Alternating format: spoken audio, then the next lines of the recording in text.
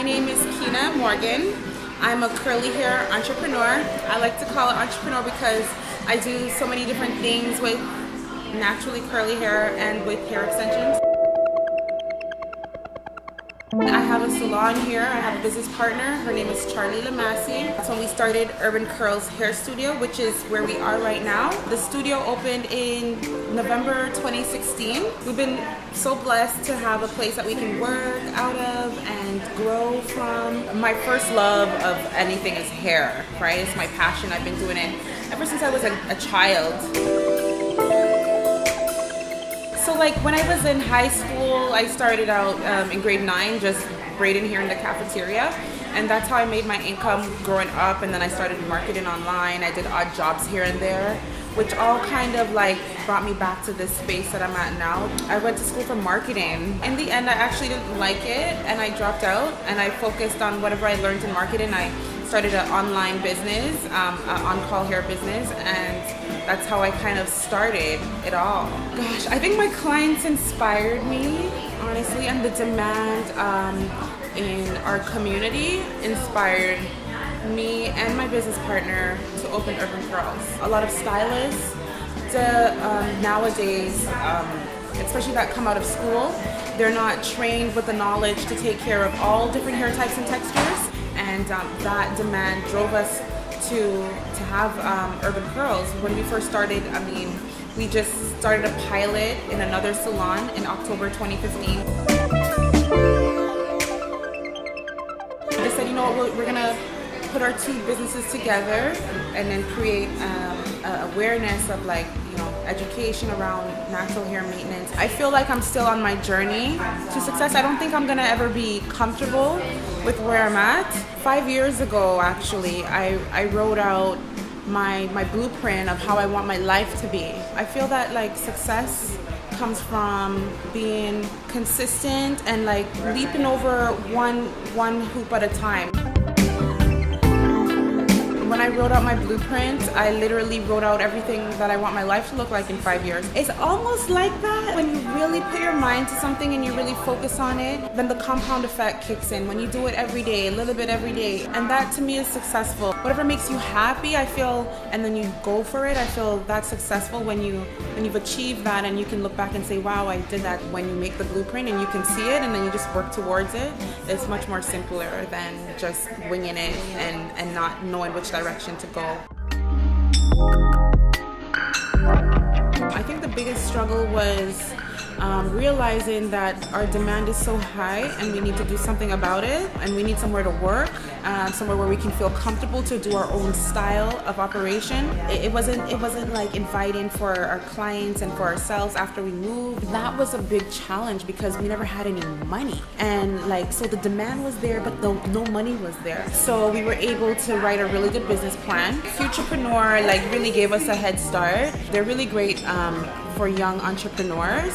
The challenge now was getting everything ready with the time that we had, the short time that we had. We found this place. Now the challenge now is making that money back. What I would say, like as any sort of words of encouragement to any young entrepreneur that has their business, I would say, like, you know, you have your business plan, just do it for 1 year to start, and then you adjust every year as you go. So you just take it a step at a time and adjust as the world changes, you adjust with it. But it's always going to be pressure, and you have to have that willpower to never give up. I would do it over. I would do it differently. You learn as you go, right?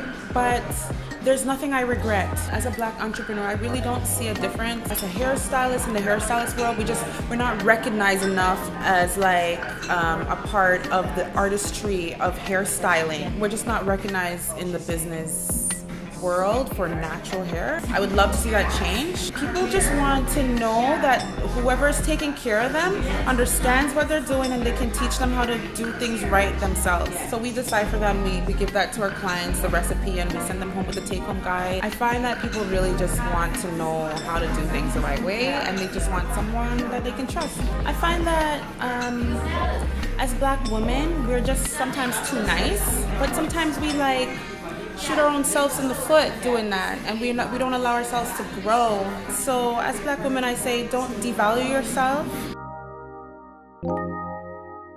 What are 3 key pieces of advice you would give to a hairstylist beginning their careers?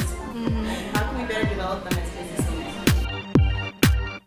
I would say get a mentor. It doesn't have to be someone who you know. You can reach out to somebody, someone who's doing what you want to do right now. Ask questions. How did they do it? You know, what did they do? And like maybe sometimes they might have little key like information that maybe, you know, like your auntie and your mommy can't give you. The next thing definitely is to always take pictures of your work.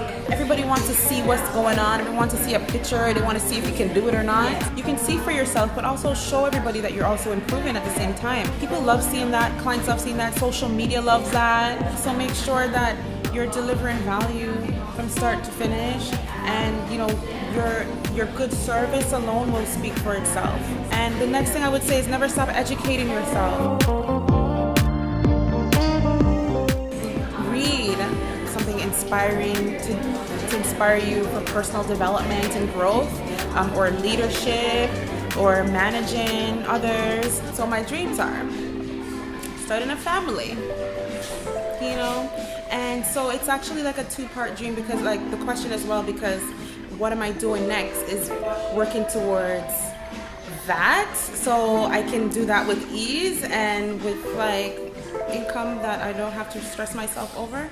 So I'm working on a hair company. It's called Custom Curl Collection. We sell bundles, make clips, make wigs, customize them according to the client's needs, the curl type that they want.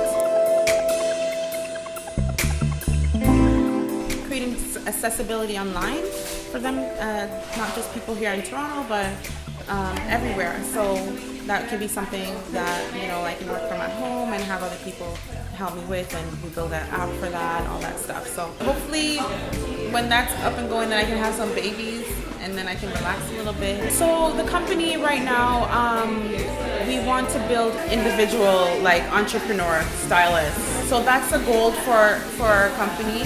And moving towards education, educational events, workshops, and having them run more consecutively and consistently through our company. And we have basically a setup here where we can do training. So if anything, we will leave this place as a training facility and have something bigger that we can all work at. So our viewers can follow the progress 3 different ways. You can follow us on social media, on Urban Curls 416, that's Instagram. You can follow my progress on Keina's Place, Custom Curl Collection on Instagram as well. And then the website is urbancurls.ca. We'll always have newsletters that will keep our clients updated as to what we're doing. The plan right now is to build individual stylists so that they can work independently on their own.